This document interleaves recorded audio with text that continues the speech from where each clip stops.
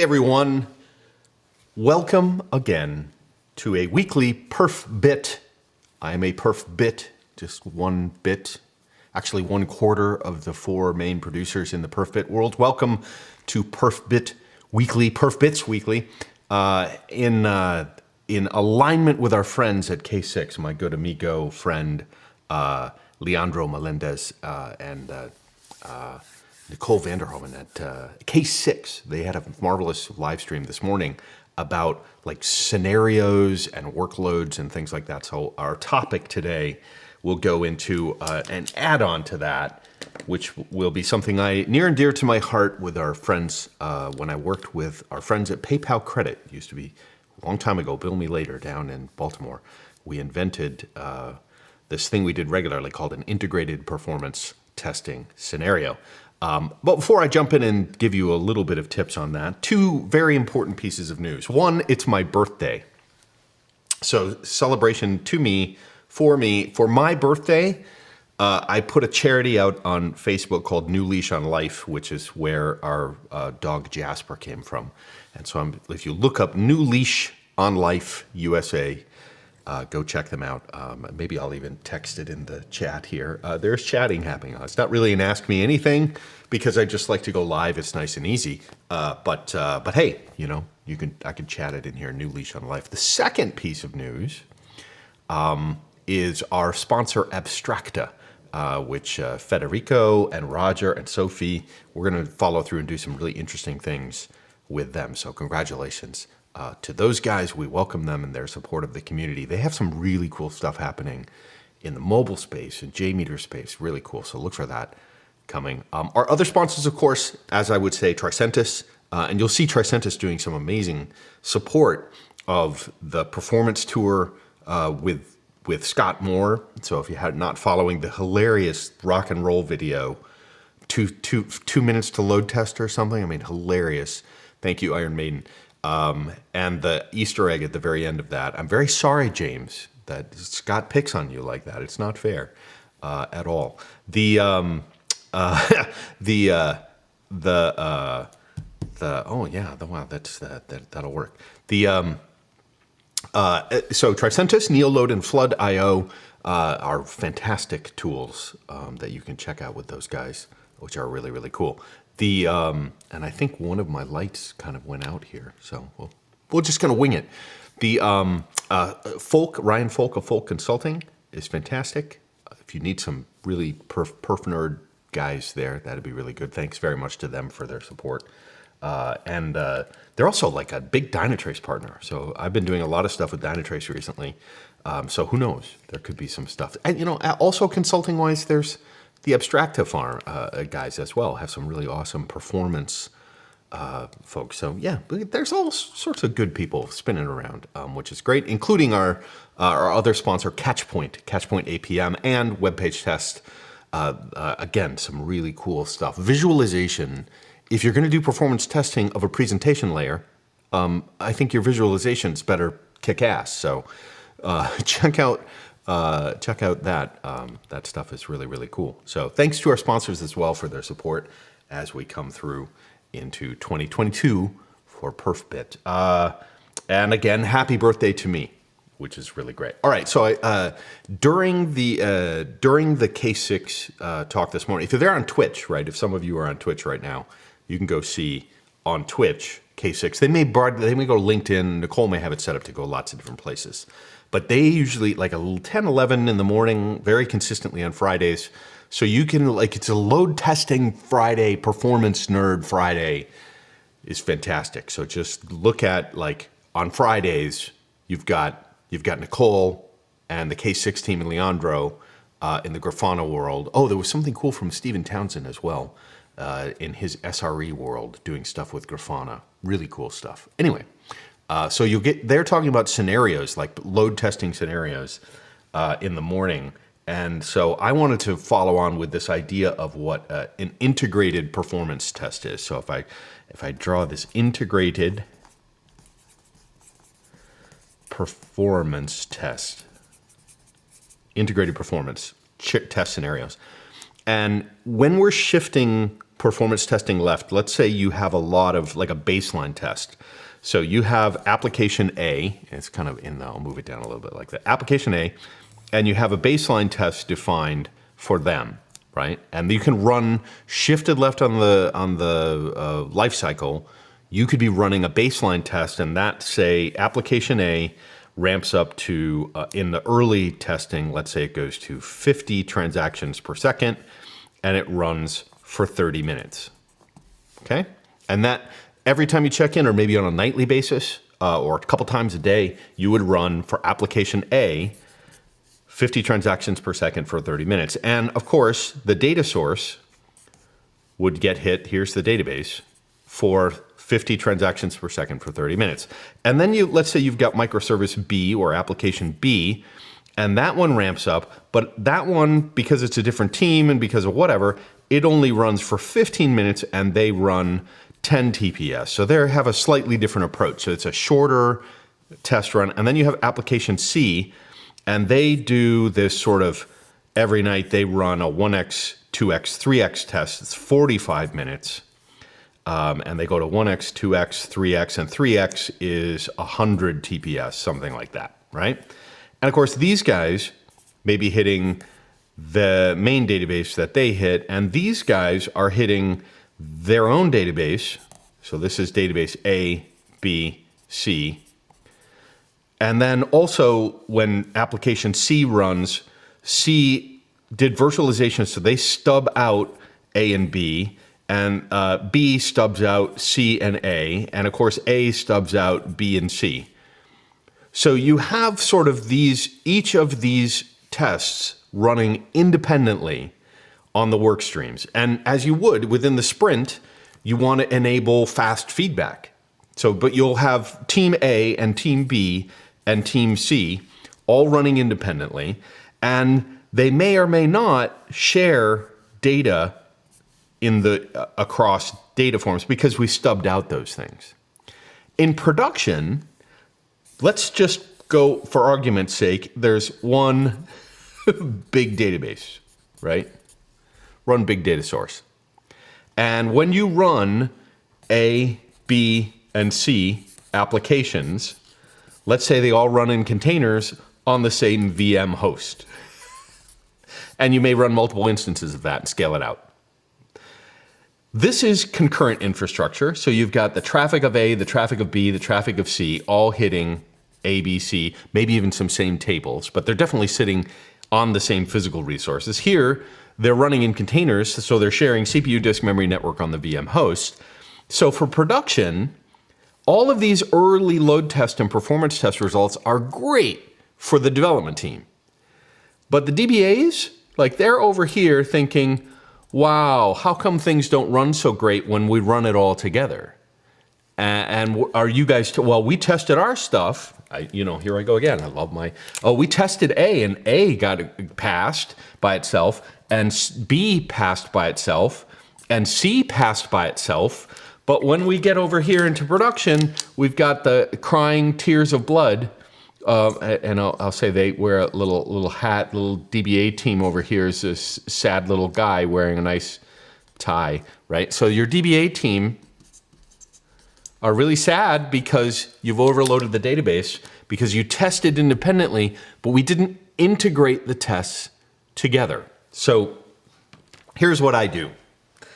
I love application A, application B, application C, doing testing early on the life cycle. But you notice these are slightly different scenarios. I've got a baseline test, I've got kind of a shorter baseline test, and I've got a scale test. And those are just because the teams are different, or there's a certain person on a certain team that's like, oh, I like load testing like this, and another person says, I like load testing like that. So my approach to do that is to kind of flip things out. So I have early in the life cycle, and let's say this happens nightly, I have application A, B, and C, like swim lanes. And I know there's a nightly, maybe 3 different hours. So the maximum load test that was running before was 45 minutes. So we're going to have nightly runs. but we're going to have a nightly baseline, scale, and we're going to do a nightly soak test, which is a little bit longer, but let's just for argument's sake. And each test in application A is going to be, the nightly baseline is 30 minutes, and it's going to be at 1x of what the production volume is. Now, in the original thing here, I had 50 transactions per second, 10 transactions per second, and the 1x of the application C.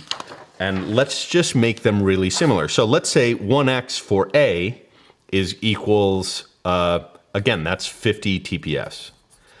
And these guys were running 10 TPS. So this is now going to run for 30 minutes, and it's going to run 1x. And they're, let's say they were just doing their 1x is 25 TPS, so it's a little less than that. And C is going to run 30 minutes. Their 1x equals 15 transactions per second. Okay? And you're going to run all three of those at the same time. Now, this is separate from them running individually. You still want to run early in the life cycle each of these application ABC independently with virtualization of simulators, imposters, whatever you want to call them. You still want to have those things separately. But you'll do, hey, in my larger load test environment, and this, maybe it's not nightly. If you can get it nightly, that'd be great. But we know that there's a customer here, application C, that does like to do scale testing, 1x, 2x, 3x scale testing. So to meet their need, we're going to do a scale test, and it was running 45 minutes. We're going to shrink that down to a 30-minute scale test, and it's going to be 1x, 2x, 3x. And these guys weren't ever doing that kind of testing for scale testing, so we're going to just duplicate that. Again, this would be 25, 50, 75. This will be 15, 30, 45 TPS. This will be 50, 100, 150. Again, 30 minutes, maybe 10 minutes in each interval. And these first guys, A, were doing a 30-minute test run, which is not really a soak test. I mean, it's not really very good. 15 minutes of nice and short for the early load testing. And then these guys, so let's say we're going to do 2 hours at 1x. At 1x. And when you're running each of these load tests, each of the applications for the database, we're going to define load volumes, or meaning the volume of data will be 1x, and this will be up to 3x, meaning in the database you'll have enough data to feed 3x. And this will also be 1x, but it's longer, so you might need 1x, and I'll put a little asterisk here. It says you need enough data to feed these tests to run for 2 hours. Remember the VM host, I'm way down at the bottom here. The VM host, if you're running 1x, 2x, 3x, you need to have enough resources, or if you're Elastic or using Kubernetes, you need to make sure you have a good estimate of resources to support the highest peak, 3x. For this test, maybe it's just one container, one VM for each of them. Here you would have up to 3 of them, and make sure that it works or scales properly. And here for 2 hours, you get a little bit extra piece. But you're going to test, again, the databases. I make my little database, guys. You're actually going to get some concurrency on the shared resources of the virtual machine and the shared resources of the database, because you're integrating the load of A, B, and C applications all running at the same time, hitting the database at the same time. And you then might do this at larger and larger scale tests. So again, you're going to integrate the load. I know it's hitting the base, but you're going to all hit the same database. So if there's some nasty query in C, application C, that affects application A, you'll actually see it now in the database. If you have application B that does some nasty use of user connections and we're sharing that with a database or something, we'll see that. So you have them competing for those shared resources. And maybe you do this. I mean, another way that I like to draw this is that, you've seen it out before. Everyone does dev ops, right? And I like to sneak here in the middle, test. And for test, it's these nightly dev tests. These could be my small, separate load tests. Look at that. It's having a great time. It's my birthday. Ops, well, that's real load, right, of the real world. So if I take my scribbly page and put it away, and I've got sort of development, test, and production, nightly in development, I do those individual small load tests, right? And they could be very independent with virtualization. And then maybe weekly, these could be nightly, they could be on check-in. If you're really, really tight with your CI, you could do that on check-in. If you're not, you have a little bit ligger, maybe could be pre-prod. If you have pre-prod and you can make it look like production, that's great. If you can put some latency in there, put some chaos in there, that's great. But in a larger load test environment, this may happen, let's say weekly, maybe at the end of each week within a sprint or an iteration. So a weekly larger IPT. And I've seen people do it every 2 weeks. They do an IPT where they bring all the latest and greatest of every application, A, B, and C together, all those latest things. And then they do all their estimations and telemetry and try to figure out, hey, what should our thresholds be? Should we change things? Do we need more memory? What are our expectations before they push that to production? And then they might do a check here in production to say, well, here were our estimated thresholds based on our larger integrated load test.